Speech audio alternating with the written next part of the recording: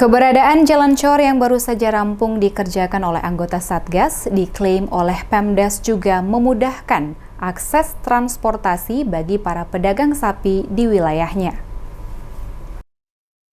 Kades Ketapang Kecamatan Susukan, Kabupaten Semarang Nia menyebut jika jalan yang dicor oleh anggota Satgas dan warga saat TMMD reguler 110 Kodim 0714 Salatiga sepanjang 1,2 km itu bisa memudahkan warga. Misalkan saja anak-anak sekolah, terutama para pedagang sapi yang menggunakan kendaraan roda 4 untuk menuju pasar. Ya, alhamdulillah Pak, ini adanya TMMD. Ini jalan saya itu bisa bagus, bisa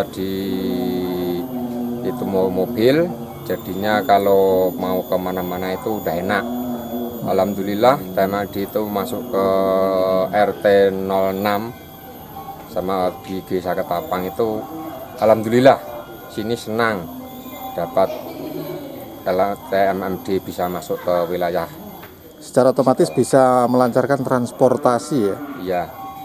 Bisa melancarkan transportasi, jadinya mau kemana-mana tuh jadi jalannya udah enak.